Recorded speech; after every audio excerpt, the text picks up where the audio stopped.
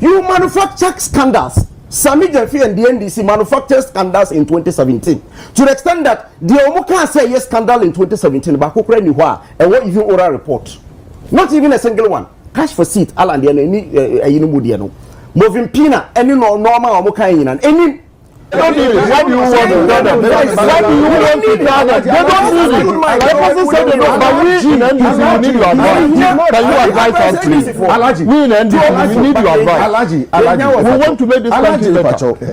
So Obi I'm representing NPP. We don't need his advice because or addressing me because I am representing NPP. Lawyer. We don't need his advice. NDC that's the one advice. That's who advice we are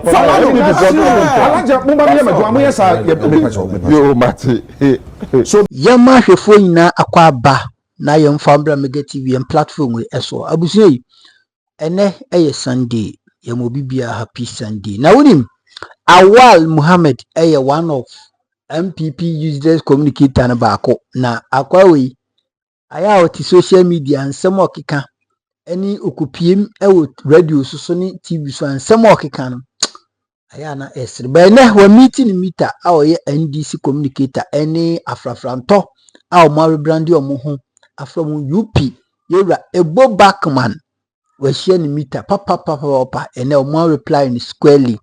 In fact omo ni sema na okeka allegations o making na efa sole sourcing and as a single sourcing contract big push Abuja governs na no the contract or the court parliament for about 400 contract or the ama NPP for chile mo munyanti say so sourcing will be ada. This is the first time on notice our wedding into omo nsem ka but the name Awal Mohammed ekupie we Agya Kwabena critical issues so na ununu ho so this answer ne bai omo born nkomo ankasa yenkoti nse ni bia ko bebe to so because 31st na yewi nti say onyan ko register na wo hwame a ko polling station book no ho na wa tworo wodi anasa wontimi a eno ane so obekọ member.newpatrioticparty.org na wa register member.newpatrioticparty.org na wa register eja enokre se ensam no ebaye no the fourth estate for omoye ensentre for mo a na omo edi ensam no abaye but ade ba kwa e wo se meka pa ne se yekọ abakosem kakra na yaka se yebeda eye president Akufo-Addo eni bawamia yebeda o ma se pa esan se the fourth estate ye no omo so deserve some credit e wo se yede ema omo esan se mekai se yenya democracy na in 1992 ade ba kwa na opposition no that time Dr. Kofi Kunadu Apraku Papa Uso Ankoma ni omo ana omo opposition no e kan se yenya right to information yembo modena obia uye Ghana ni a kwan a aban no efa so expend usika ni na no e wo se unya so first draft of Sahara right to information law no e parliament in 1998 okay into we no free from 2000 up to a year 2016 party bia edition ni manifesto mo se me ba me pass sa law no before eye ho adwuma kakra o mo de call parliament but Mills time no o mo withdraw assign a relay ni na keka ho obi ani ho otimi ye president Akufo-Addo kan say oba obeye se na be ya at least uye sentreni uye Ghana ni na uhia information on ekwan a ye fa so spend usika otimi eko emane ye enti ma fourth estate for eti ensensema eye ekoso in 2024 only for 2024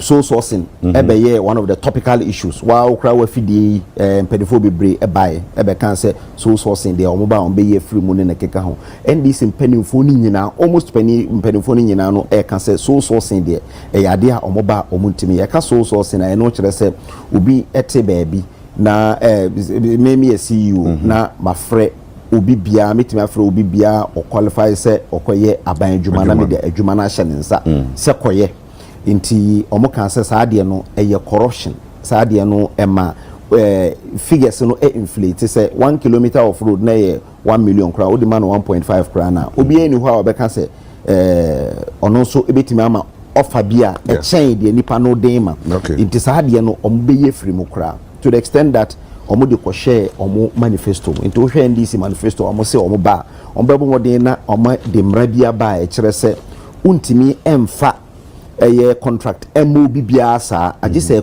true competitive bidding be bie e de ato daily graphic mo na obi bia wo ye Ghana ni a o qualify bia na obepe contract no oba na o qualify na de amano to omo de shemu omo kan se ebeye exception and not the norm no beye se ebedanson kra say yema obi so simple eno kire se onu nko na betima aye adwuma no ana se aye critical e bia bridge be bu wo no ho hwe a enye ukasa wo true competitive bidding na nkrofo akọ bidding de akọ daily graphic akoya ebeche ena nipa no super eno nko na beye ena omo ba ban mu no in March President Mohammed National Economic Dialogue. Also, okokan to the extent that what the story be by a say obi eji so sourcing contract be a wonya 21 million as in fast war. I will feel say nanka ni say oyesa because obugana for afaso but eyemra and the fast demand until we hontwe ya inyeyi nti no obi ye firi ho oba first state of the nation address ekan second state of the nation address our kan be busumi ba akuni anase yamfa ne se na watching ni busumi ni na watch kakrai osan kan se sa so sen ne de omunye kura ena uhwe eye amahama yarga ono so kan e o parliament say de so sen kura de NPP aban ena na eye so sen no enti omo de eno no emma so one thing emma journalism eye different from PR and they say we eye centrania utie de ensam nkrofo ka na wakoye nhwehwemu ehun se empase de omo ka no ewo ho ana anase na wakofa chiri akohwe saa na mun central adwuma no moye no so omo ka saa sami ena wo hwe de abakosem ba bia omo free ba ene de omo di ko hwe omo manifesto ene nsam a omo ka ye just busumi ba kwa etwemu ema for state 4 e de saa right to information no e de ko tumu e ka kire road minister say ombo modena onfa omo contractor omo aye within 7 months enfa emma omo na omo nhwe contractor omo di amankrofo omo di contract no ma omo no contract ya 107 contract 107 no 26 per and a year restricted tender ya ka restricted tender eno kire se utimi friend nipa miensa wa na obetu nsa friend nipa miensa anase nipa nsia at least nipa miensa at most nipa nsia na omaba na wayi emu baako e de ama no na de aka ni nyina de na eye yeto nsa frɛ obi na de ade no ehye ne nsa asɛm na omo ketia ye no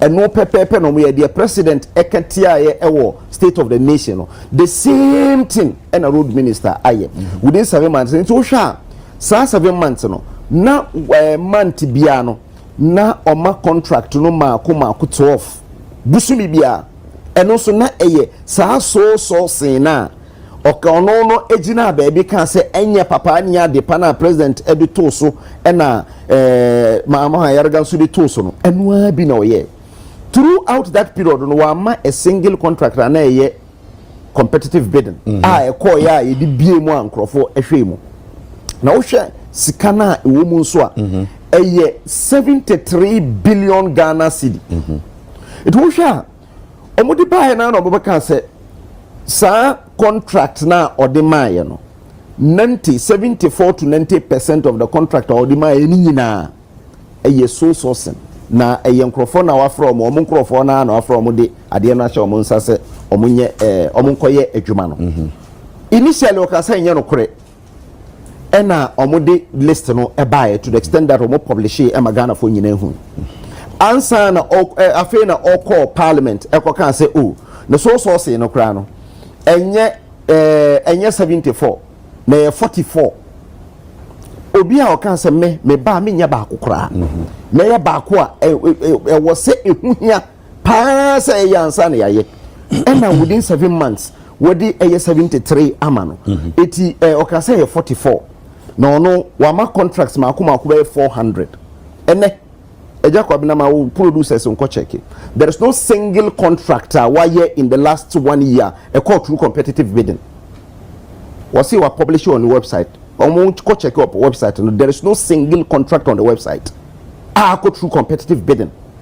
Anchor for they call daily graphic because say competitive bidding I will say call graphic mo na Ghana for nyina say abaye pese oye kwan we ansa na yaye. So we issues na omu raise na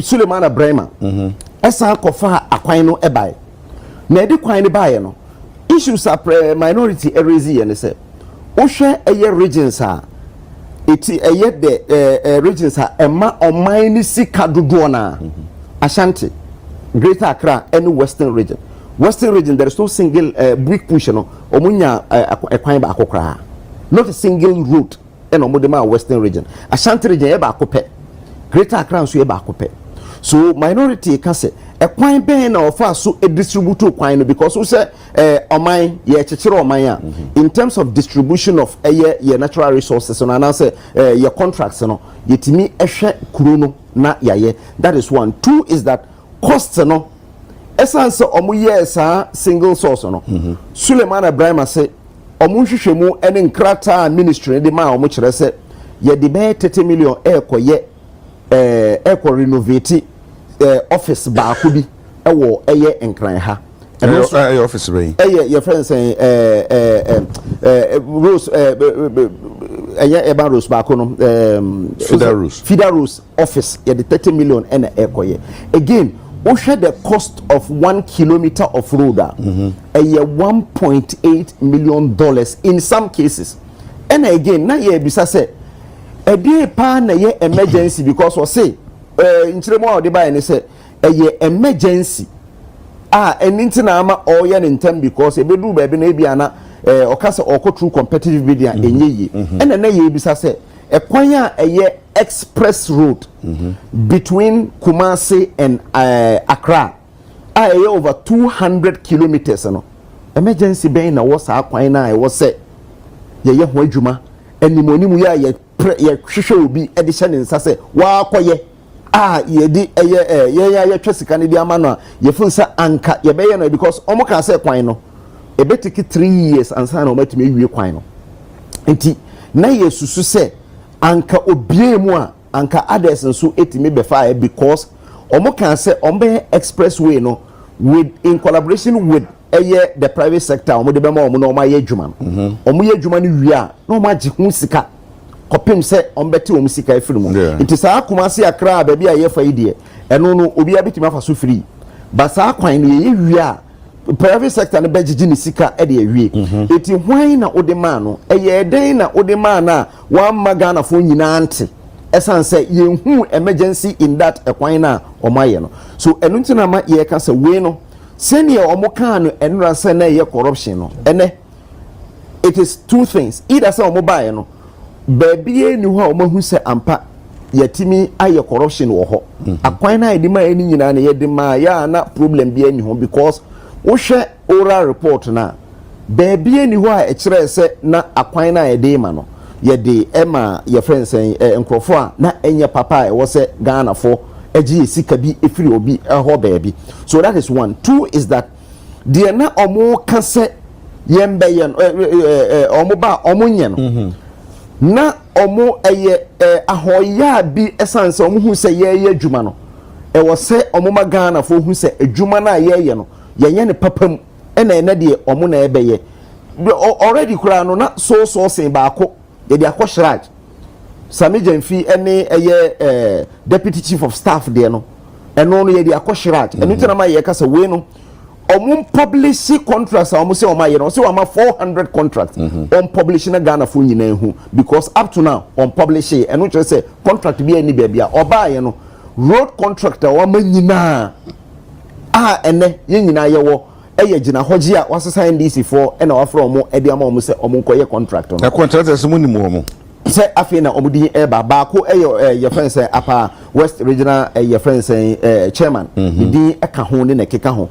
se oye Ghana ni na oye contractor na obetimi aye adwuma no na oye national chairman kura na enfuso bi anim de wom ene say biem na Ghana fo hu se ampa se Agya Kwabena construction company na ono so feel say ekwan na ekọ eye express road no obetuna ye bia na ono so akọ bedi bi etu akọ bedi na ekoye ekotena se na ye nhwehwemu hu se Agya Kwabena na wo say de mana na say chairman na wo say de mana enfu so bi anim but say wo say ade na ye no na emra no eta akira problem bi anim no eya de bone a ye de no agina so ewia Ghana fo sika saa na tami den fikan saa na saa minister ya ono eye road minister that time na wo ye minority spokesperson on road ekeka ni nyina president eka and march last year osaba state of the nation address eka the same thing say ye time no na ye di wia Ghana fo sika even though na oni nyina so bia ene de ye ko hwehwe mu time na ogina parliament eka no na minister no ete ho no na minister no aye maako 74 me kura de meka say ni nyina because the call restricted tender no say na me di kan kire mu no restricted tender ne say wa wo be fra wo nan fofo anase nipa woni mu omo enye say bia wo advertise wa company bia no e ko register with agencies they say road ministry so we minister we contractor uko na wa ko register into ko register kire o capacity na keka ho a into say omo pe kwan bi e de ama obi a na omo e de capacity no na o ma show capacity no ma yi right wa ho den so no ma yi right ato safre no ma to mo safre into omo to mo safre wa na o ma kasa wo Agya Kwabena ebo ene Awal mumra na mo fa mo kranta bra mo de mo kranta ba na yehuni ene huni nyina na ye de eno agina so ahudie ono sefata eno kra no e wo se ekọ true evaluation panel into panel ne be evaluate na mo hu se we in terms of technical any finances ukabo mu a we ene betimi obi betimi ewie technical no but the do finances na no ma hwe se ni sika na asane boarding no ma hwe Agya Kwabena ni technical no eye okay Meso the finances so say okay eti na fama Agya Kwabena but e bia obi o wa anything na sometimes so betu so obi aka say contract made 100 million make say me 89 na 100 million na so dia ma obi 200 million e bia na ono ni technical ni do so chen wo dia no finances and do so anything na ma ekosi sa anything na ye ka say e wo say ye transparent na minister no e publish all the contract fortunately the edema ye sa fourth estate for ne dia omo publish omo de no ama ye nyina ye hu na mo say ye so sin na famra kwan so debi ni nyina famra kwan so but sika na e wo so no e do so esan say 1.8 million dollars for a kilometer of road no e do so wo hwa gene kwan na eye sapete na so na ye 1.5 million dollars for just a kilometer of road na keka ho it ye hu say contracts ni bebre ho a omo blotu no esan se omo fere omo nkrofo omo di share omo nsanti omo etimi ablotu sa contract no enu ntina ye ka se ye hia transparency na omo asan abapa Ghana fo nyina achew ama Ghana fo ate se saa de na ye na ye de contract ni ma no ya nya fum so bia nanso that time no omo sopa ye etwe abo so e kan se na yetimi asai eye oman ni sika ye wia Ghana sika omunye hwehwemu na omo fa baabi a ye Ghana fo sika no emra na omo so omo de no yenso ye be fi ye ni ahwe enye na de bai mo am nsantwerofo ene call ya omo de bai ya first one omo deny later ena omo abeje atum say 44% obi a wo say at the end there be exception there expressway exception na be say bisa say but emre ni nti say ebetu aba say bia me kan say me ba me nye ba me beduru en me hunu say man pay da kufo na kana say you say or can so baby yes but oba obi hu no se Ghana for sana me kan se me ba me ye nanso no me begura me hu se me ye ni sa enye de betumi ayiye enti no e fan se bia makasa me nye so sourcing ba me bedroom no hu se ade ba ko minum yesa bi wo ho enti no manye so sourcing na nya de betumi aboa eno so ni ho yes eno ho ankatama president echo sa economic dialogue no no akoka ho asem eno kire say there is no coordination between the government the president the cabinet and the minister of roads because ankasa coordination no ho anka president omba just a month ago embeka say omunye so sourcing abra na omo sign contracts makuma be 100 and something na ni nyina yeso so medase yensa ka Alhaji Nasiru Mohammed on deputy director at General National Identification Authority. Alhaji assalamu alaikum. Wa alaikum salam. say chiriya we wo say we dey yan na meboa oh ya we na say yeah akoko na mo ye akoko kitin John Mohammed to me yeah na me to me nkoko at 100 cedis per one or if a national service for farm almost nkoko na fu 100 cedis one can say me kai pa ze afibi etwe mu na beti mo sister stations ni bi AYÄKA sena nkokɔboɔ ayɛ den ɛde ne keka ho ɛma ne bɛyɛ asɛm wɔ kurom ha ɛnɛ deɛ yɛsɛ wotumre na wakyerɛ sie beebi a me kɔtɔɔyɛ no ho na waka 100 cities ɛm sɛ ɔmo yɛ advertisement ma obiara so hu sɛ ɔmo tɔn ɔmo nkokɔ a ɔmo yɛ akɛse a kilos no dɔɔso kɛseɛ at 100 cities enti ɛno na ama yɛn Mozambiquefoɔ no dodoɔ no any one obu biara ono so pese o ya adoye amane botoma tono na chese eduma pa John Mahama e ka se oye na Ghana for astati unfortunately yeah Ashanti region there yeah nyasa because na omuni farm no ho omuni farm no enti ye turn 170 between 170 and 250 cities the evidence no cry by because me national service no almost some dey 100 yeah akran kwa ko obenya Ghana ya akran kwa ya so mpa Ghana ya akran kwa o so na otepa akwaba ya so mpa lawyer ni o say dua ya nkwanta de hye ono pa ye ka say ne ma mete wo hwe ye nti ante ye ma wache ya bibia boko ya me na dum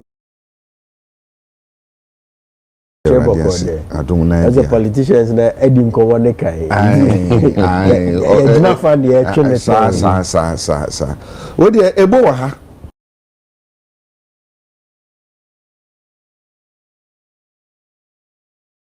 na asana ebo ma me ko alaji so anse san say wo mu na asam no form wi na ya ba ebo so ansa na alaji sa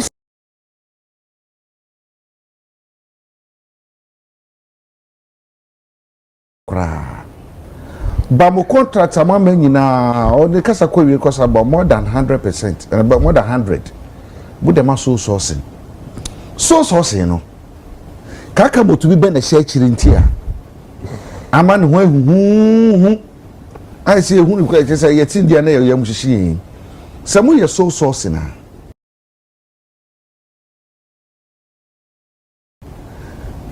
ebu join na mo ye obi ka say so sourcing na e ka no wo fam so sourcing na eti sei so sourcing na wo ho ye di ani hu enye so sourcing na ye hu hwe minority for say nyama bi nko yi onuafo agboja be kire mu say enye sa na tie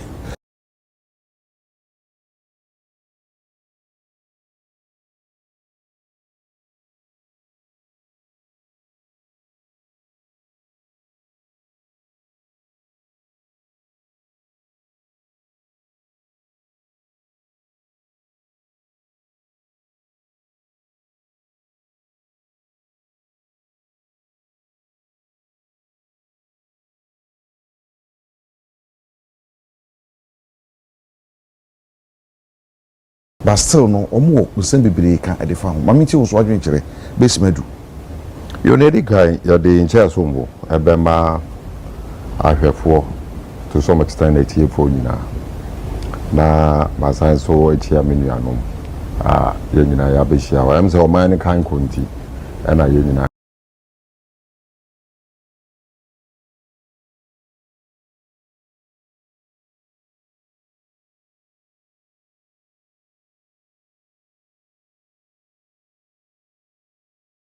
boy homebody se ya kasa ya kabima minke bia na ma obi ahu kwan se nya onte ase no otumi bisa na ya chirechire ni na ya chirechire ni mu ebie na se okasa be de wa chirechire mu na nso bibia megira no ehwa na megira dia na ne akwa se ono ani jejireji izaze ya konya group of people bia na esa nkabima minke bi ene politics ente bibi biara yebeka no omo adwen say e wo say wo oppose. That is what you do in opposition. And mentias menji ndi say sana yen yekoye wo opposition your opposition in the past 8 years, you know, you live responsible opposition. Me kai mre na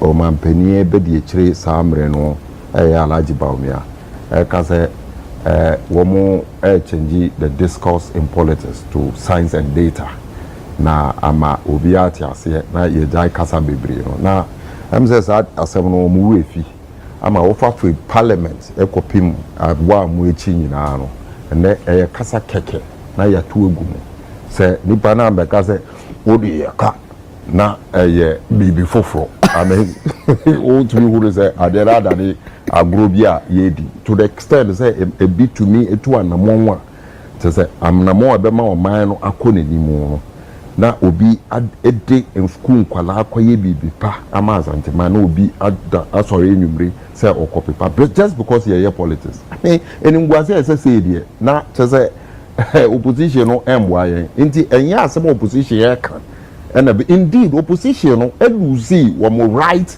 to even make such contribution wabra ye bi sawo mo asama na omo ye ano metimi aka masama kire ama sources ko emra na NDC in minority raise issues with the sole sourcing of the Nanado Dankwa for government asemo na ye so omo sore keke na omo sore ye say that time no auditor general the report back say so say no omo ye wo koko roads no inflating roads no and then when the report about say NDC yatiamra bi and I say ye bibia enye on toward that time na auditor general the report abetuga say koko roads na NPP for the mass so say no wo mo abloti figures no ama cha say sika amba aban sika na so man sika kudi amanfo obi kotokom ama say juma no yenye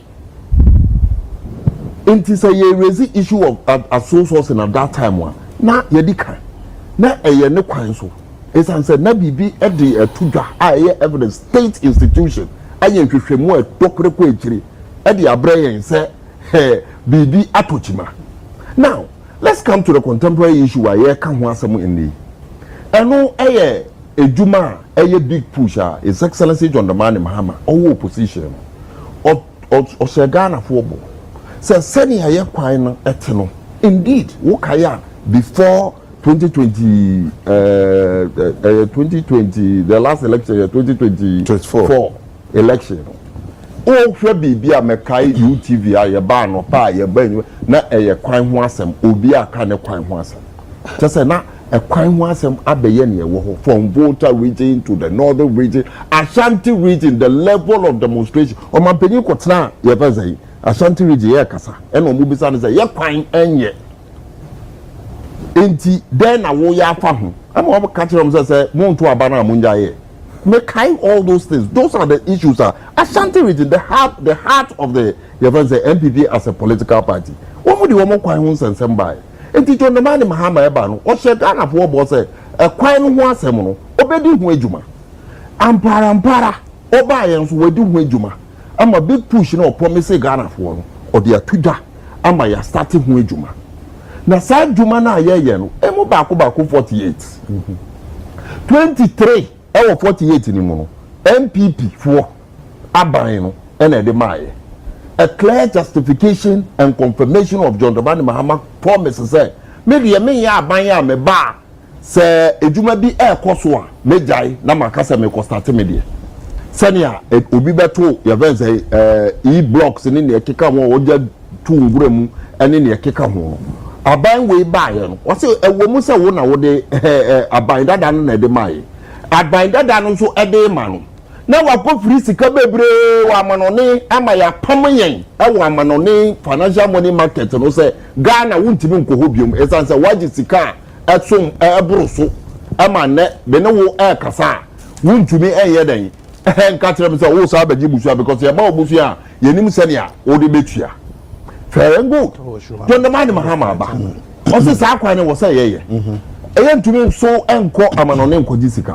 nti wo se ye dan ye twinsu every obom e wo man Ghana mu na ye the experience and intelligence ebu man no e no ye ya wo nye sika ade yes akwan no 23 na wo ye no na wo munyina fi site before the 2024 election. It's a fact obi any wo ko takurade interchange wo mo ye wo ko nsawam road way na ye ni nyina no obi afi site because abani nisika wo de betua do mama ko pace ka baaye sa 23 na meka ni nyina NPP for the maso source ni nyina NPP for the maso source do mama nka say me sisa contractor no e de me contractor foforo aba ma no so so so wo a ye de ba wo no to aso ye wo adwuma na makope sika ni bi wo fie e de amaw say san so ye adwuma I can't tete na contractor be na koje GOG adwuma government of Ghana adwuma because wo je a wo ya ye ntua because aban ni sika and they aban no demonstrate say o man Ghana mu ye betimi aye bibi sonku na yetimi aboa ye ho ama oye na odi say adwuma we nyina e de atudwa ama ya start na me no wo AYEKA sisi yi hemfa and auditor general and as a state institution bi a hwe proye ne katashyem ade abetu dwa se me no wo AYEKA yi sa adwuma no a ye de ma contract no na figures no bi ya bloti obi amfa mba NPP fo na de ba na NPP fo no mo de ba ye no so mo kasa wi a ye bi say so sourcing of course what about you can say which institution and they betu that say that's who sourcing no ya de sika ebroso and no institution NPP for the buy fourth estate fourth estate here or media auditor general na fourth estate no can say NPP for money anu say mo be kasa wo kroma I don't mo kasa if you are making reference to fourth estate or no kasa be ka say mo money anu because mo bre no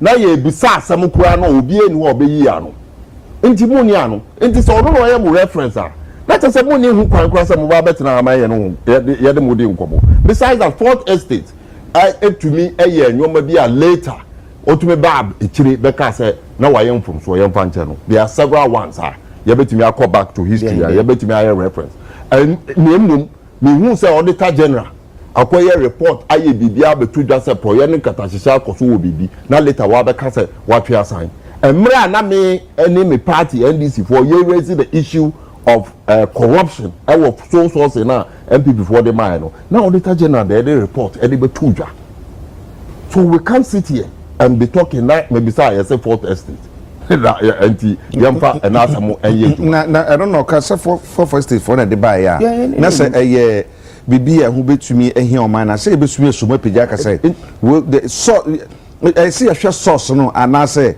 asem no de buy no na yes say hwe na make say asem no de buy na ye hwe mu na ye hwe mu no so na ye ko sise me no wo AYEKA say ye say amra ema ho kwan say obeye so source amra ntia amra bia ni wa tia indeed enu ntina NPP for bre no a wo mo ye no obi antibi anka che won say munja isanse mo tia amra na emum ye si sika no a ekọ sa adwuma ni mu no ye di Ghana for hwamo enu na ye raise issues now say emra entia so na ema ho kwan a ensan so ema ho kwan keke because me no ka say Kwabena if you can say abaya or the discipline aba amamuomu a obi antumi enyi Romane Mahama ene the second coming way emfiri mu isan say me no wo e ka say me wo adwuma wo abanjuma mu a me so be ye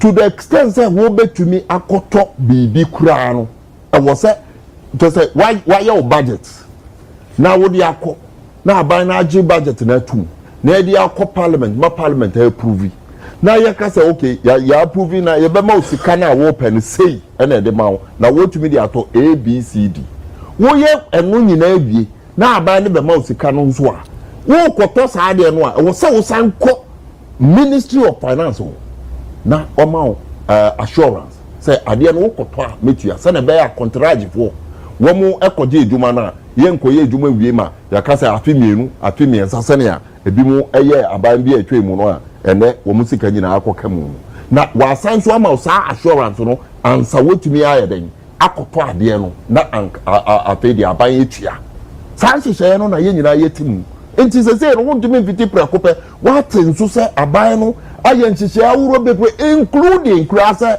some benefits ni ye fancy conditions of service bi a yen nuano mo a 8 years ago o mo ti aban mu nya ye no aban we ba ye no se de me de me ntimi nto aso sa esanse me pesika e de ama oman no puntu akodenim what ya last 2 weeks o se say yen nyina ye te ha de ka say board your friends say members any board chairman ne ne yake ka ho aban esi wo mu kwan say wontumi biti prekope emfa aban sika emfa ntukwan ne ne yake ka ho ye appointees wa aban mu aban agina ni nan so aye ni obetumi aye bi ama wakate troubles o betu kwan ya there several layers of approval wo ankasa wo na obetu ya wo sika no kra no ebi amekoto ade bi wa boti wo koya de ni nyina na wo so fa to the chief of staff ne ne keka sanche say we nyina wo ho aban de ato ho just to make sure say o man sika no ye mpa ndi agro senia ebi mu edidi agro enti wa ye we nyina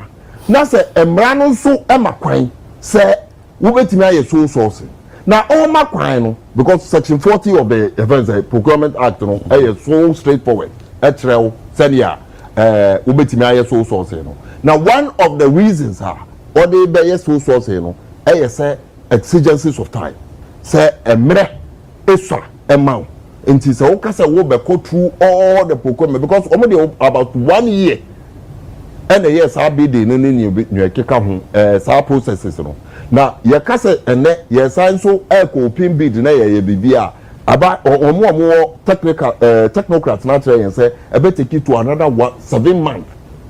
Wabra kwano ati ho aye twan wabra jondoman mahama oba aban mu me ka say alaji ba mi ana on nam yira so mo pe obi obedi 8 years ana obi obedi 4 years into obi anim say 4 years na ye de be ma no 4 years no so wo say ye pense bossa say Ghana fo no standard say ye about to obre eso a obi ababisa on the bossa wo say that is the standard that ye dey obi a into over 4 years into the 4 years no so the 2 years procurement processes na owo mrakwan se wo be ye bibia abeti sa 2 years no so a mesre me bisa Ghana for money here ama Ghana for ho ntowom money here ama Asante region for anne wo mo bisa wo mo interchange ne dabe na sofola interchange ne ne keka dabe na e be complete amount sa to ame road no a abeye ne wo ho wo mo bisa ye ne wo utisa wo kokuma se ko hu this is what your friends and so on.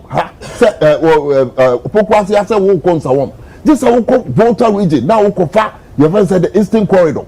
Now wo hu send your man for ebre into one tenancy. Wabra bra e man kwan say wo beti ye bibi SPD the processes man for what. And the difference between a woman mo de no na NPP for de no say NPP for so some mo kan say mo blue two figures no.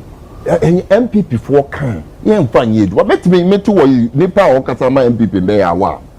I can see I met me raise and to our Ghana after Ghana for more than 100 and some of our car more than 100 and no met me amount near Bikini Baumia Eka ye Alaji Baumia Eka ye more than 100 I hear the credit met me aka up no matter how many penny for ne near waka about 100 I hear the credit na say you cry about parliament as I between ebi sign. Into a mono ka asama ye de be ejuma.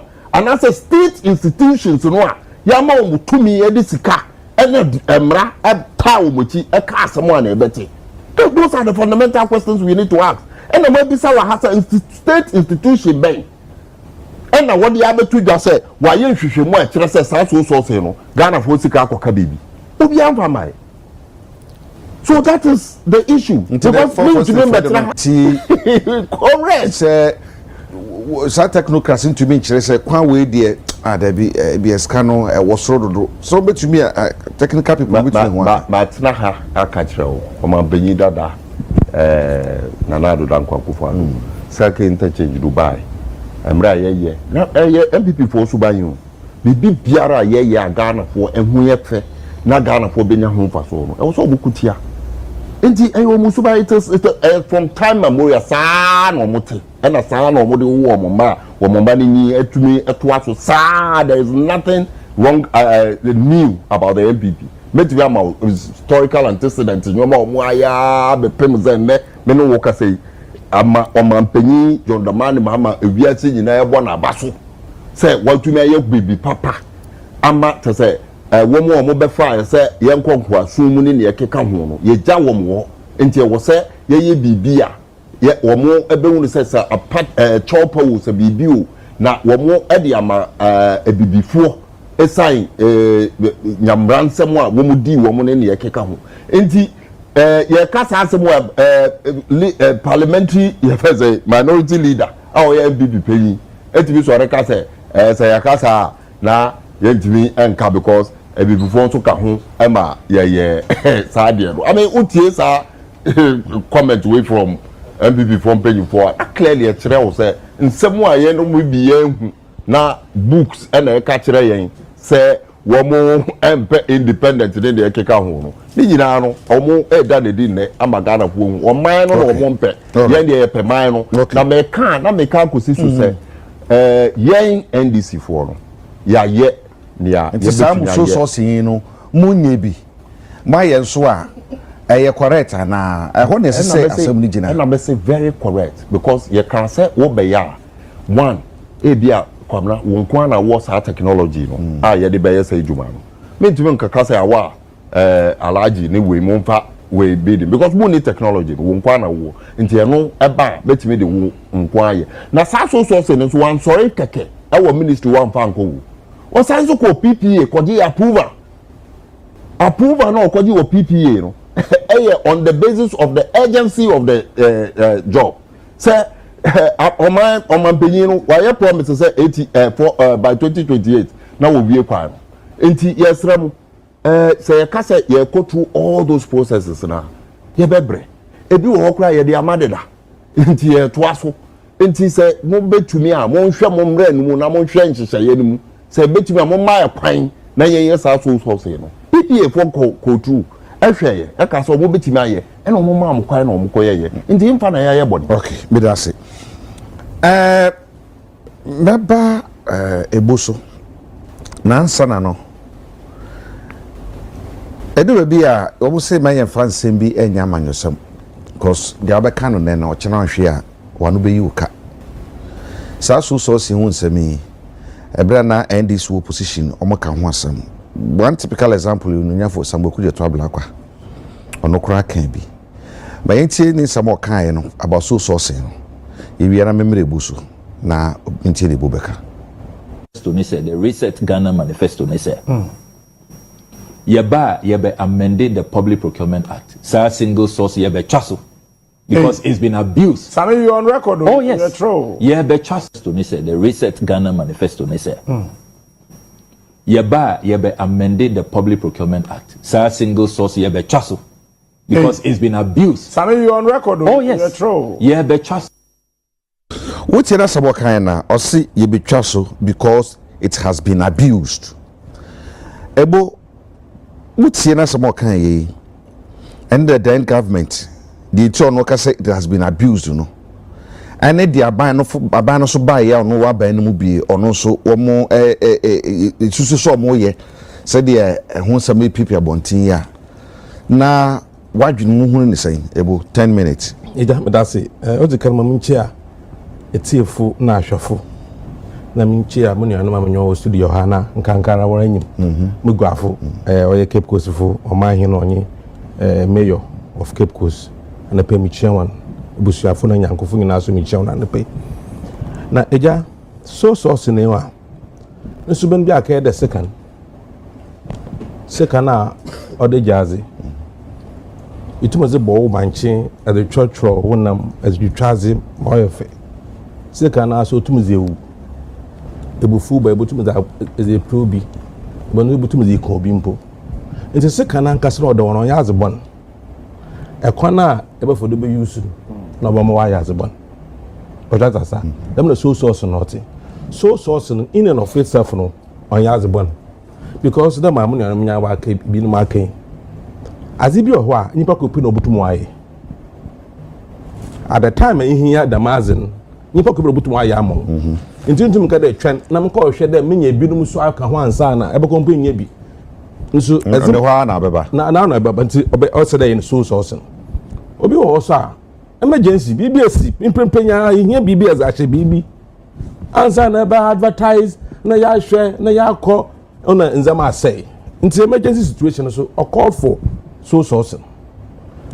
Into ya war if you also was supply why even wrote yambo. As a man, first one as a man competitive bidding or in faces. And the first face no ye Pepe why ye do me papa on me do me no papa. Into a second face there boka ko hwehwe ma ne hu pepe no why ye ni zebekodo na nkasa on tuado. Into so no ye as a more as a born in ye there.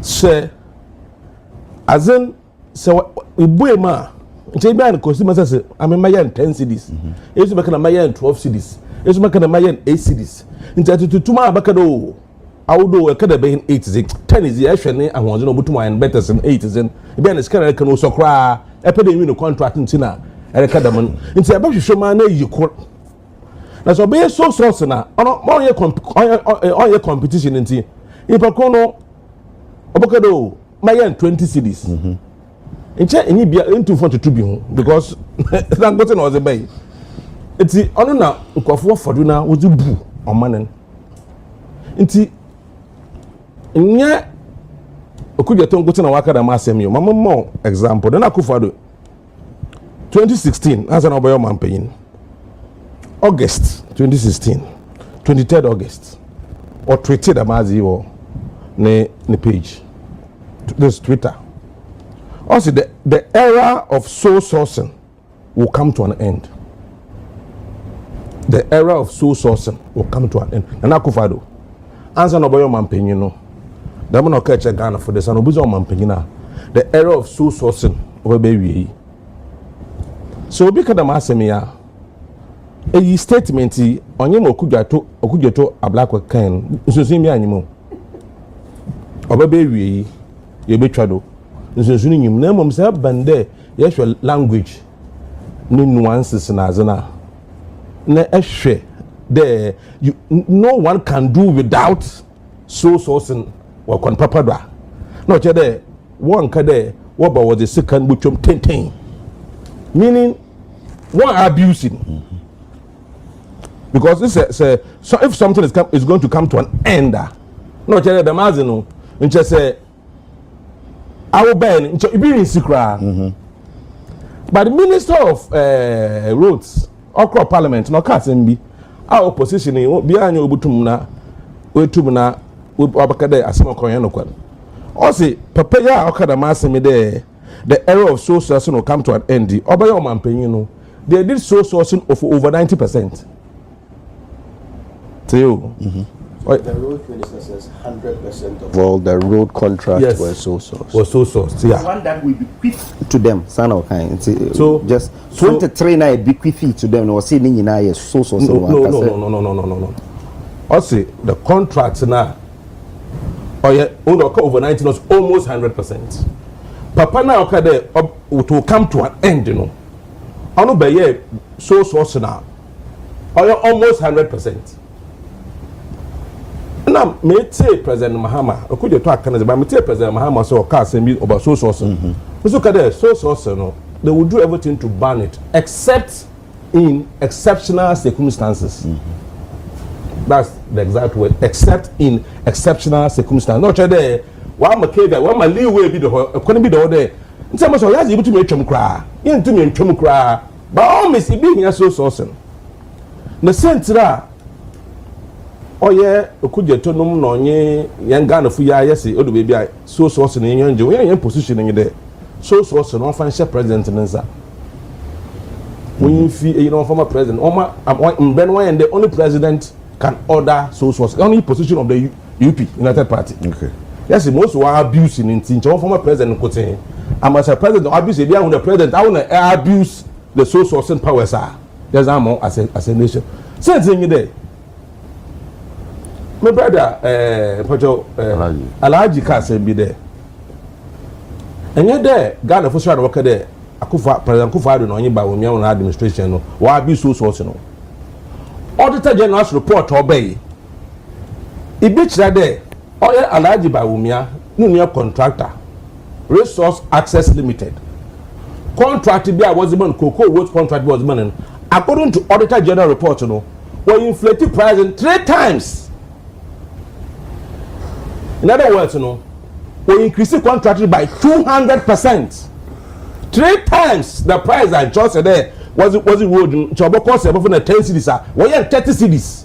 So sourcing was my former vice president Alaji Bawumia contractor. No, indeed, we have abused so sourcing. And I big home. Won't to me wrote when so sourcing. Won't to me Coco wrote as a winning so sourcing. No, it is a oh. Abaka said down for there. The error of source sourcing over baby.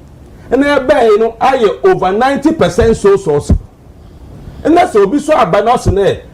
Musumoba, no so over baby, no why 44%. Our 90% over no. I will say, Nimpa why 44 and why one kasa a bimba Ghana. Me say 100 and you're 44. That's what I'm saying. I'm challenging the minister. Say 100%. Now that is your word against ministers. Because it's not there. So you prove it. I'm proving it to be 107. No. You are alleging. Please. You are alleging. So prove with facts and figures. Don't just say it. And I'm saying that minister on the floor of parliament. Record here, AYÄKA said, a man on the floor of parliament. So that parliament to a while, and I'm and so it is the word he said on the floor. I was an AYÄKA without any fact and figures. And the point I'm making in there, it's in a message. Ghana for Obaka the Massenia Wonka on your NPP. It doesn't lie in the mouth of NPP. Our area 90, almost 100% so no. Obia 40 and Chabona Baru, or said the 1 year may now Momna castigating there. Why as a bony be why as a Cassibion yet? But Ghana far, what should I want young man your son? Ghana far, one should I want your day and you prefer him by Birmingham Bay so saucing. Now can't see people for one can our NPP. As I buy, I kind and I could follow a kind. Now by your Morrison, more no, but Abba moral right, Abba moral turpitude, and I want to be saying there will be a comment on partner bossing into on power chow. How do you imagine? On power chow then. Into animals in there. So no. Or yaza owns your many meme because people can easily instead of making a second. You can obia now drink the whole or do many obutum widen pepe. The case you be so or ye a we some seasonal dream. And no part of money from her. The money for corner so obutum na wa for corner or the source also no. As I know example is the Dr. Bawumia's brothers a company. When inflate a contract 3 times the price. Which of the contracts? It is of the contracts. 83 million contract. 83 million contract. Where? And Jessica. Where did he know the contract? Okay. The fact you sit on TV. No. You see? Okay. Awal. It's not my time. Awal. AYÄKA said Mankasa. Into Mankasa. Into Buena say Robata. Like you can give your Robata. And I'm saying there. Them sentinty na so kudja to kere egbochema no zika na mmom yesre moving forward no mama ombaye de yenya a certain percentage obudu 44% again yen blow form yen hwe de azino we be here ampa na ma mo big pushy the agency with which open why a big pushy we need big push at this stage because all the baby we catch why about 13,000 kilometers of roads or Ghana ha na mama kasa me choja in 13,000 kilometers of road ne mileage Terry or from her to China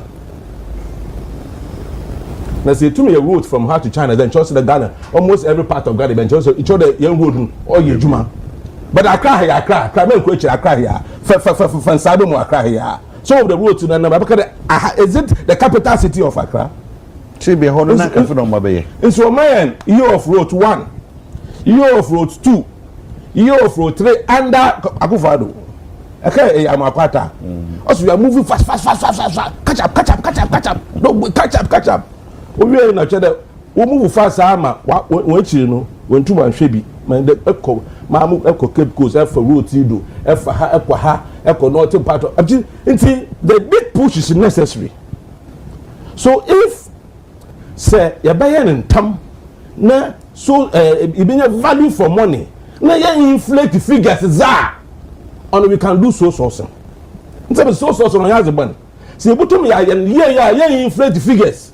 Even a value for money na in tam hunti yeah is so sourcing now because all competitive bidding auction about publish we could process him obi the months and sana aye nti the yaji keep that show dey betumi aye so nti so on has the ban okay on tiambra dem o make na corner here for this trend ano ni asam me say yaw what tie said the but as I say asam no before obeba no obisa question yen nyina obibi wo kasa no try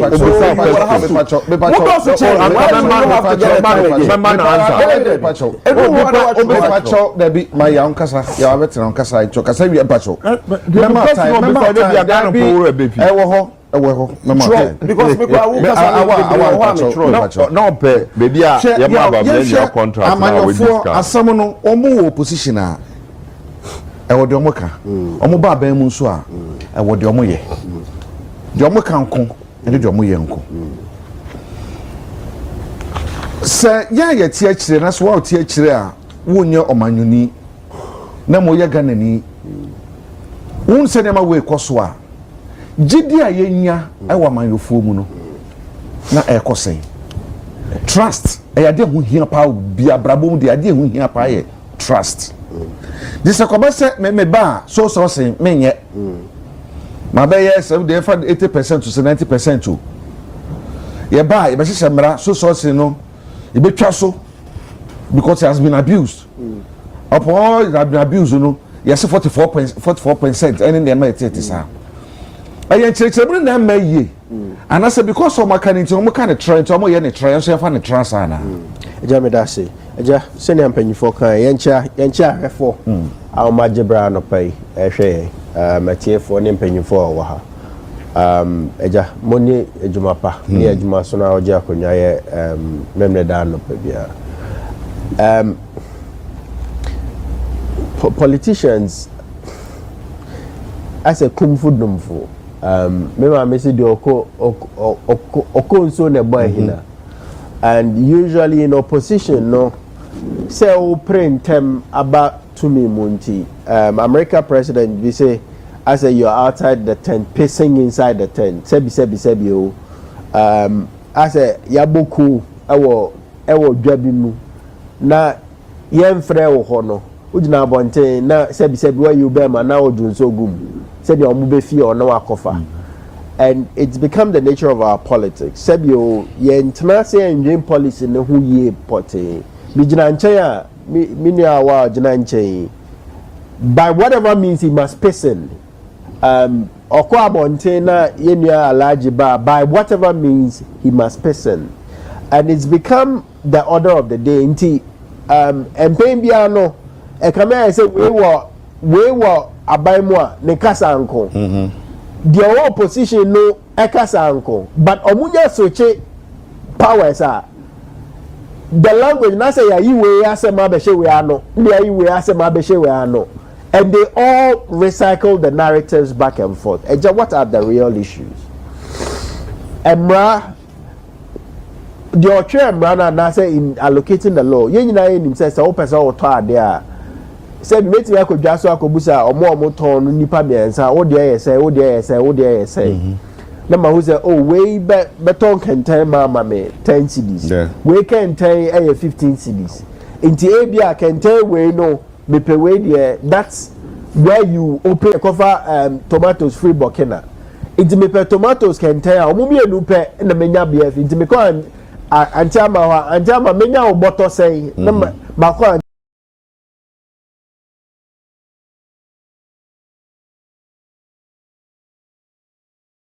because I mean now but say that's restrictive tendering and I say him say jene there anti ya pe e na o jene it me pe o me pe o me ho na mepe inti in the anase e bia me pentem asem bia me nya hoho de e ba ne so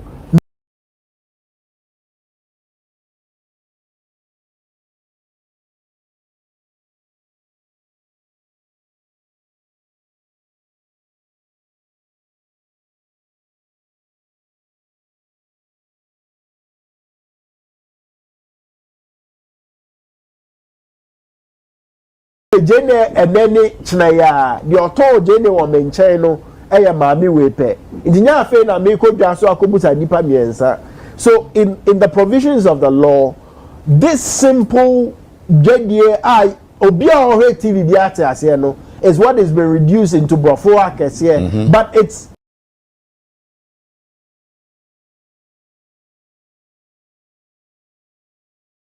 common sense known to us for many years. Say eto da bia u digwa nipa ba ko pe hobi na obetimi anya de kro no esan say either say ono pe na wo sa de kro no and say for the reasons of urgency ono pe enche na ubenya ne ntem anamnam numu a ema nsem no njensem. So that is what is provided for and I think Alaji mentioned section 40 and 41 of the Procurement Act. In this current context, what are the issues? And I think those are important questions. Mr. Susu said there is definitely something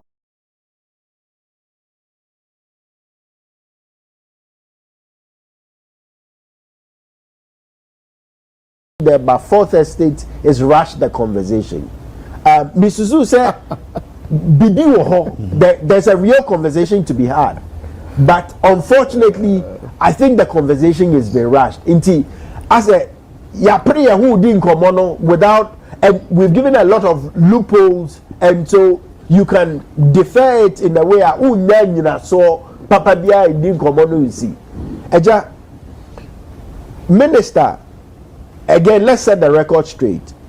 Here are Awal need data be except for what the ministry has given. No, so we are all please fourth estate has given. Please. Ministry has not given any data. Fourth estate to the data from ministry. Okay. Yes, so that is what we have. Let's not circle around. So that's what we have. Let's not. And it's 107.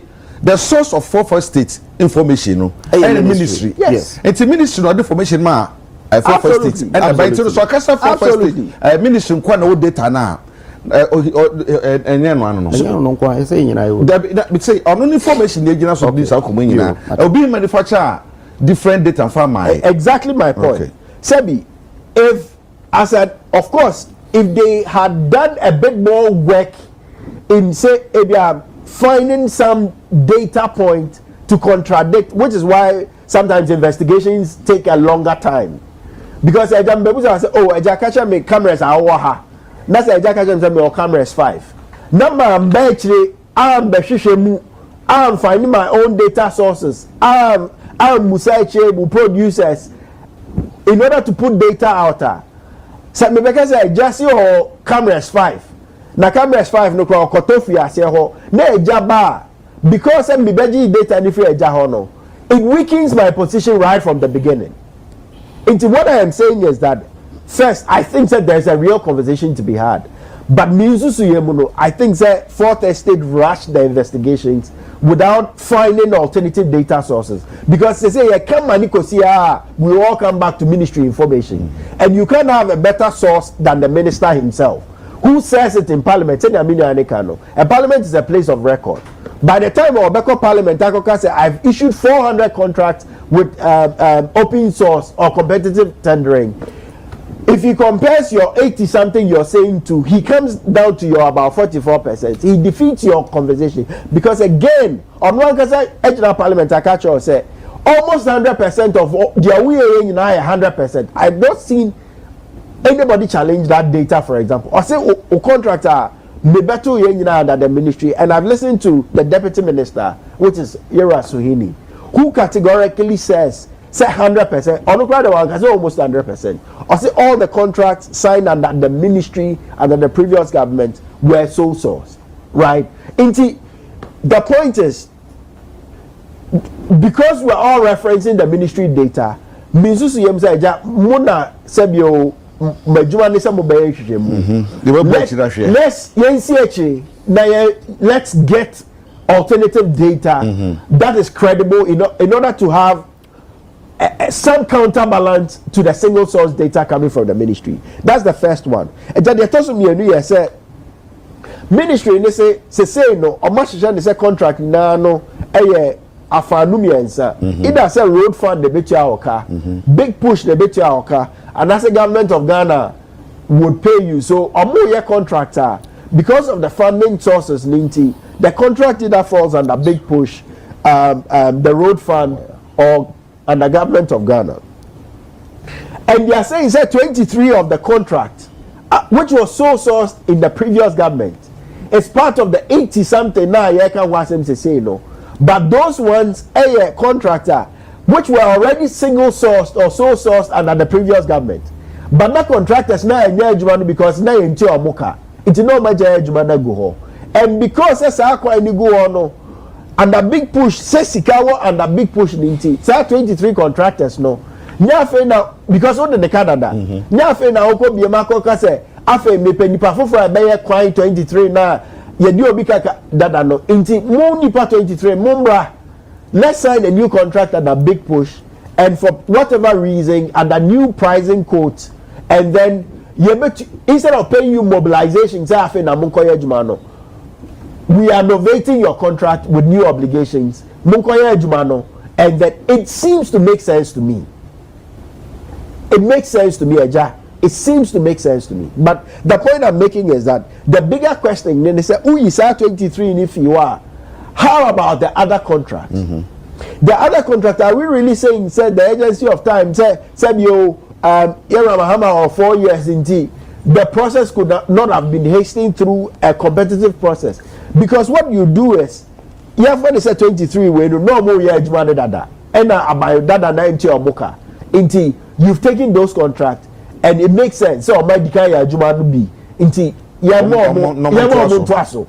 the new ones now are we saying that we couldn't have found better pricing? And I said we are saying that is the best alternatives we could have gotten. I don't have the competencies to answer those questions. But say I make her know. Mrs. Su say in Shushamuni money see so that to say ni ama who kwina ye bebre. I would defer to trust the ministry because I don't have any other alternative facts which is heavier than the ministry. But Mrs. Zu say kokobo for the party in power. Sebi yo scandal there. It appears to me say almost 1 year, 6 months in government. They have at least held power with no credible scandal, at least so far. It's a good thing because here in say NPP in its first year we had some considerable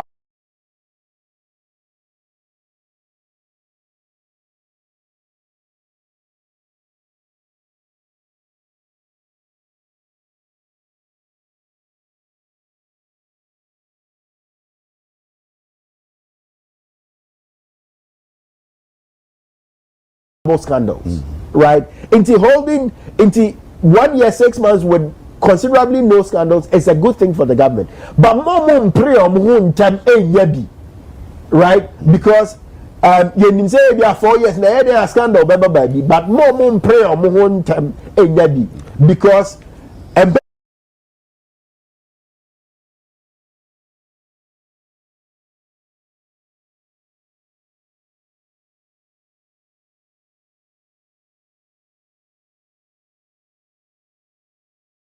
when we compete as a way in the whole two-way it's always a race to the bottom. Where you're 5 my 3 intermediate that is not the kind of governance they've shown us they can so far. They should aspire for the best rather than a race to the bottom with say momo 100 they are 44 into momo monsambaye.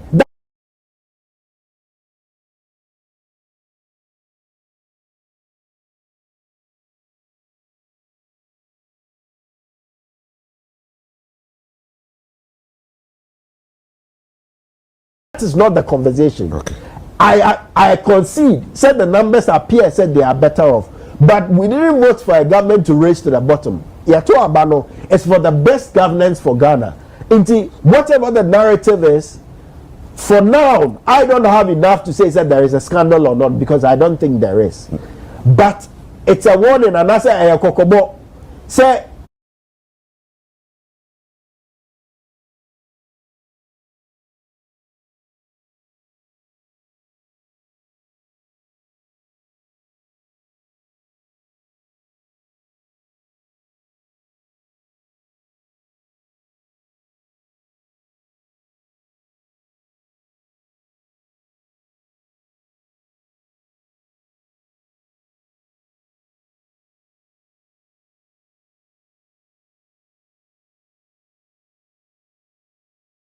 said you so beba from a kind. Yeah.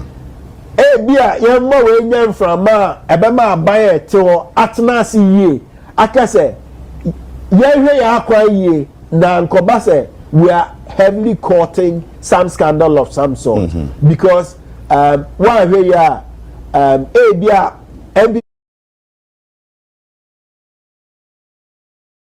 you might survive 5 scandals one way back on survive because again if you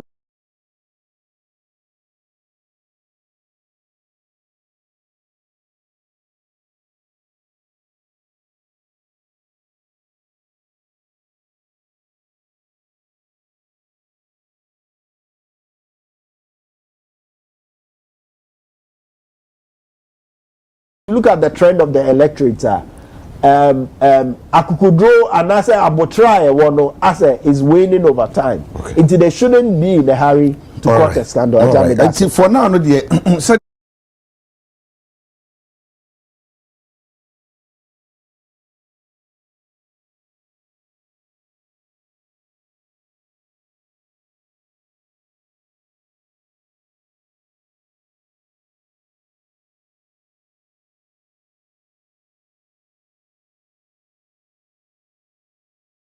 no see a boy children say anye bia contract near the mine no bia from Suhum to Apija Junction na nke say ye no ye tender na ka bia na dwen kire ba ya nke bia nke be 40 cedis and so sourcing no ya 100 cedis and 50 cedis na 70 cedis a no betumi aboa na fe conversations and conversation no akose dey say continue say I will be some questions in Panama ya no dance okade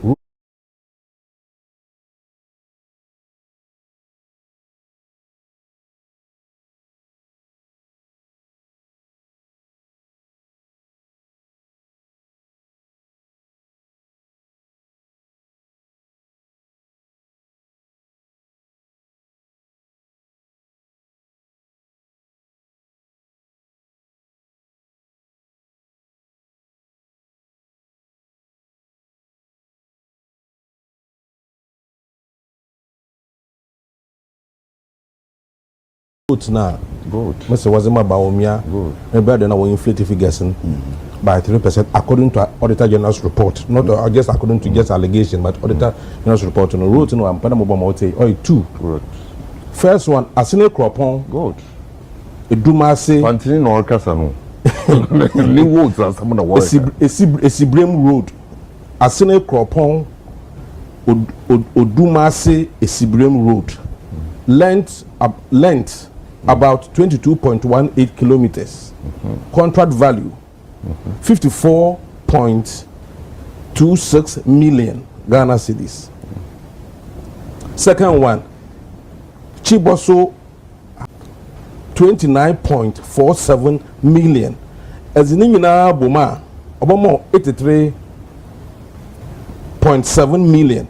According to Auditor General's report, if you divide 83.7 million by 3, that should have been the value of the two contracts. Into we inflating by 200%.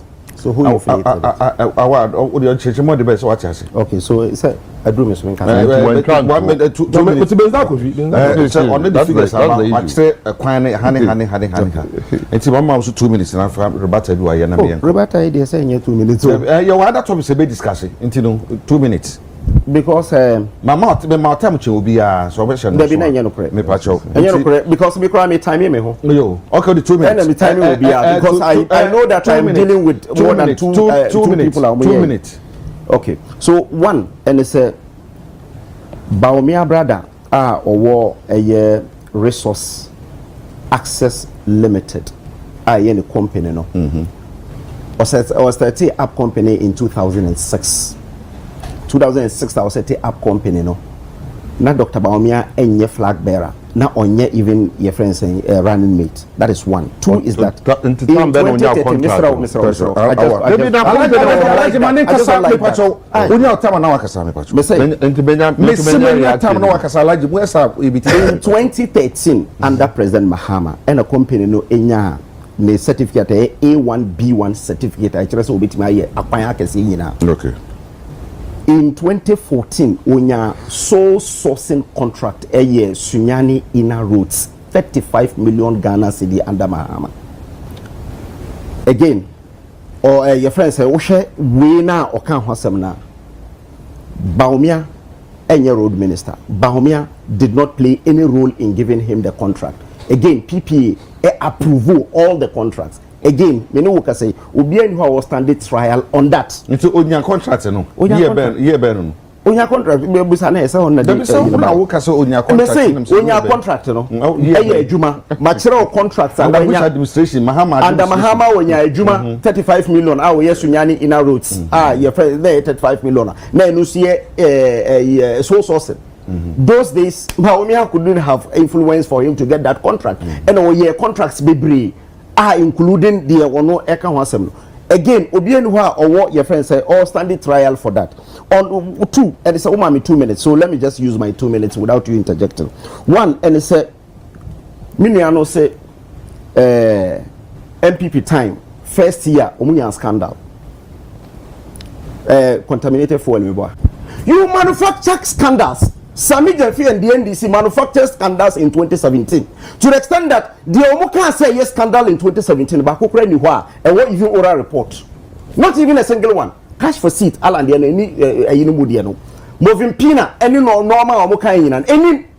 So you should understand that so bit that baby no chantro etwo biswa and no say a scandal. Okay. That is one. Okay. Two is that was say your friend saying time na was say your day Emma contract na be 2 years. You're talking out of ignorance. There's a lawyer sitting here. No. Make catch Alajina zero. No. They all can on tears here. Okay. The zero can on tears here. On tears because contract competitive bidding. It take it between 3 and 8 months. No one between 3 and 8 months because of procurement. First, look at between 5 and 8 months. One and said, obey advertisement for 1 month. Now, why evaluation of the tender document for 3 months. Now, why award within 2 weeks. A check 8 months in the end. So I didn't think I work at times. I just say do 2 years and sign a team. Contracts were awarded in 2017. Again, or say, meaning I say. Sikabida ho a big push second in 2017 at forcing allocate 13.3 million Ghana cedi for big push 2017 sorry 2025 he allocated 13.5 million for big push. The contracts that were awarded in 2025 were 73 billion on so Sikabida that here. Skabia baby. Na da baby. Let's Skabia and baby again. The we to be very honest. T. Wow, shut time. I can say 2 minutes. The opposition. So I was saying more time than them. Or what?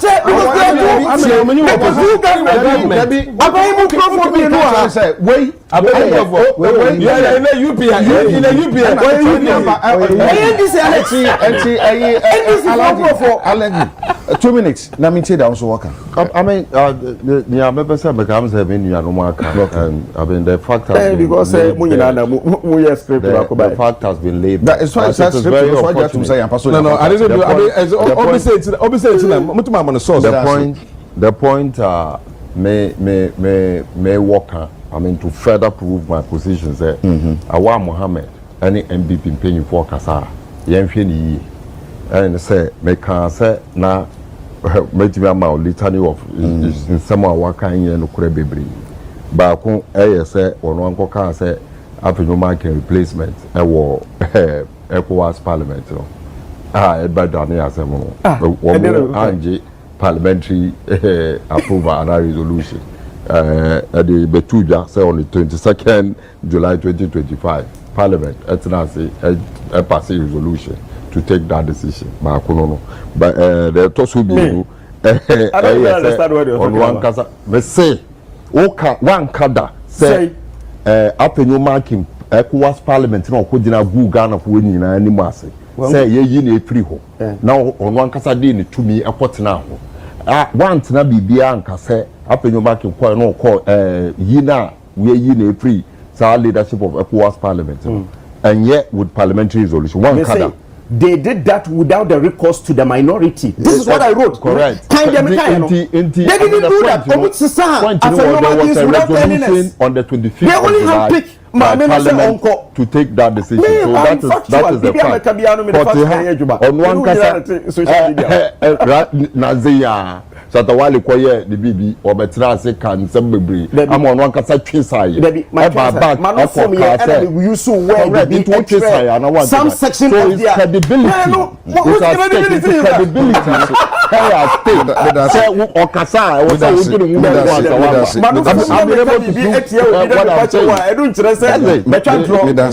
That's my point.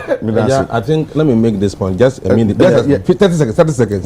The import of what I said in respect of Dr. Bawumia, no contract in China. What I said was not about original contracts. And also about the inflation of the price. I am only also I only give you inflation of contracts. The kind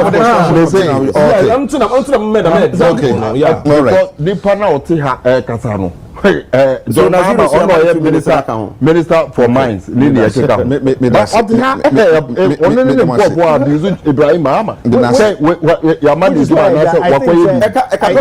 think NPP, and this is a very honest advice.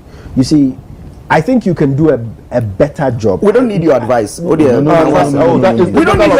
Why do you want it? They don't need it. Why do you want it? They don't need it. My person said they don't. But we in NPP, we need your advice. Can you advise us, please? We in NPP, we need your advice. We want to make this country better. So Obi Kasa, I'm representing NPP. We don't need his advice because addressing me because I am representing NPP. We don't need his advice. That's a word by. I like that. Who advise me upon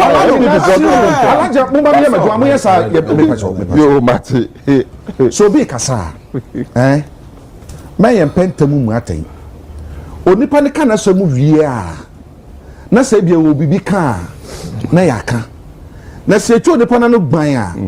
Na kama say ya presume so nipa na sa no beka no e bia say ne te so bia na te sa sabia ya ho no bia anya kwada enti so bi ka bibi na sa nya ye nyina hu no kwa be fa so betinetene no mo bi nka obi kasa bo anhye yam so bi be ka bibi na sa nya yi a metea me no kwa be fa so me handle na fa enti ne manenka na se mo beka no sabe opa na ofa opa wonfa ya 1 minute ni enko say Mr. Sen come on make I say in common no 4:30 there ration and there may be something there. The maker man I could say said you maka of your paying opposition tenanko and owo to me a net nanko one who ni me no tina different said you mini no say on here my photo but me to aba right and I've said my election history. I've said it openly. I voted across aisles many times. I've said it openly, right? If you go to my social, there was a time I campaigned on social media for Nanado. I campaigned against them in 2024, right? The point is this: if you don't learn that there are people who are honestly objective, and any person objectively listening can tell that these people are objective, and you're in opposition and you carry yourself, you alienate people who ordinarily could have made their make a man could say opposition. No one say yeah the dodo na yeko. No one who say bimo or more time will per se, but omobeka no cry no dia to baby. Now found who say made their maswame men at the men bear their me pa. Sabi ye nyina beto aba ye nyina aba no so ye wo ba akopɛ nti I can also nipa I just answer shit all right me dance ya we dia we na wanu sisi ai yemfa okay ye dia no bewie ana yemfa okay mami jan komodia na wo person make am say the school legal education reform what call it nanka yeah friend no so because I commander that say enti de bia me ka kire MPP for say mo sa propaganda emboa mo MPP for propaganda emboa mo because baby amu zeze muti no ayize bia Ghana ni opeso ye Ghana ni oye hypocrite and obehu say de mo be ye no ma ban mu no enka you don't even fit to talk Ghana ni a oye hypocrite. Ghana ni a se bi onka no kware. Na odi ne ni kwotwa mansan se hu ade a ompese obepa mu aka. E na obehu se mo NPP fo mo baaye no. Mo bedi oman no bone. Na onhu na waka. Ye ka single sourcing. Ana so sourcing obi nti ase ma menkire mu twi. Se aban bi aba so na wasesa enwuma, for example, ebia enwuma bi ti se yenyi akwan. Ehonum na me de be example because ehonum na firi ba pa. Yenyi akwan, yenko yesi na odi amani pa ba akofo. Ana group of people bi se omundi se edwuma no. Whatever happens, they are the responsible for that contract. And when they can say single sourcing and I say sole sourcing. Now MPP for so many antis I say we be down. I mean for uncoachi.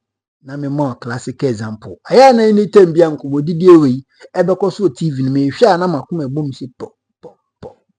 Because menya enka sanko mowe enka NDC ni nsem obeka ni say chairman wuntumi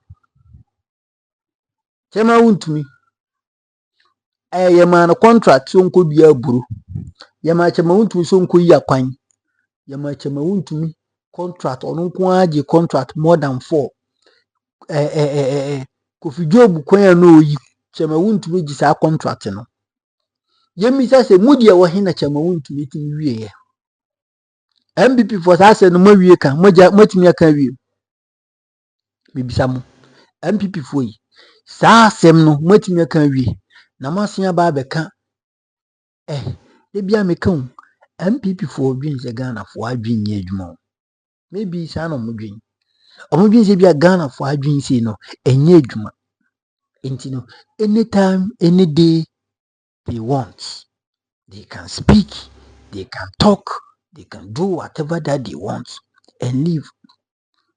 Maybe sa no modwin na nye sa no modwin a enka eden ne besi a be mo MPP for benya no atimi aka anything about so sourcing ukrum ha enka MPP for ntimi nya no nka anything about so sourcing because kinufurata nko a contract omo sesa de ma no aine kinufurata so beba Ghana pa de a ko de bekwa kogina Iran any Israel muntu kwani mu no mo ahye ni soja atade no wakontokwa de amomo keke so beba Ghana be bu akonta obeba be ya akonta e de akire Ghana fo ye se e de adwuma hye ni nsa ono ankasa tu no nimtu ka se o som Ghana man because ya soma ne so nsom na ye wasoma wi ye bisa ne se papa so se ye papa no eja it is like eja o se tama na MPP for ka kire MPP for MPs minimum ka se papa wadwuma ni nso ani nti you tu ase akondwa wankasa twon ho na foforo mra no kinofrata yikobisa na osiane ono de akoye se agya wo ka kire agya se ma wonye ne ba adwuma eno na enye yie se mi mega ma wo anase wa wo hwe me wo ba waka kire nse wo me ba we de obi abeka kire se wo ba we de menhwe no e ba sa it doesn't make sense because one oba no nti no matter what happens so ya kwada paw so ya kwada boni you have to take advantage of. You have to take care of him or her. Kinofrata sa no ka kire Ghana for. Na se ne ya unim se umade na se ne wasum ye wie na se uma no yanka se yehunya nsa aka se papa wosum asum ye die. Ye ni nheda nji because ye pese oba na ba chechiri mu a. Osusu mi dwane memma. Which means na je se unim ye waye nti a wo dwane. Enja busunye no kwase me wo mi se kin of ratanya ma ya nka MPP for ni kwanse nka communication no nka wase nka media organ ha na mo ban MPP for from coming to their media houses and speak until Kinufrata will come to Ghana because Kinufrata issue a very big issue was enka yet some ye hunu puma sibrenka ye hu sampa Kinufrata hu ye so nti sa brobe ana se Kinufrata di o man sika but akwai so man ye bisa ne nsem sika akodi kidofrata o me ka kire wa enka sa sika ne betin je yi kwan betin je to hospital base betin je tua teacher fo bi no mu nya o maka tua nso ani betin je to mu doctors bi no mo aho aye din wo ko enka betin je afo bi aka ho but kidofrata ne nam US and all fight for ni stay ni permanent resident now de bia me ka say US for dwin say Ghana for ye Jimmy US for I know mo dwin say Trump and then for they think say Jimmy how can you come and pick a butrika and tell we Ghanaians say you fucking frata ma ye dey famra kwan so na Ghana no mu na me bire mu no because mo mbra na to de bia chekere mo a nka mo so ma ye mbra say nipa wo honom nka Ghana for mo so ma ye mbra say nipa wo honom na so so mfa ne ma ya yeso ye mbra ne che say until say bi ne nipa no onso untimi me fa nipa anka it is as simple as ABC but ko bibini a odwin say broni amboa na onye ye wa brabom e be hwe ne nim say ya na wajai na wagoma ma broni na broni aburu kwa ne yonko bibini buna na odini na mmuru so na openaku na to atwene hwe oman ya yetimo hwe oman ni suban bi ye de ne di enti ye bekasa but ye bekoso akasa isanse yafa e de ato ye ho so kira wadwen o comment section edi amege so e mega abusu ya mesrew na nse mesremo wa wo hwe me a won subscribe no me no wa asemo ya gronko a ba mesrew on the most serious note o like you ya wa subscribe it doesn't take anything from you o subscribe and give him through mu abusu ya wisi ka hwe botom eso nti o credit eso nti o bando ade be hwe me no eno ana ate o subscribe a bi so nti jade na wonyi ni sisia thanks so waye na mi hira bye bye.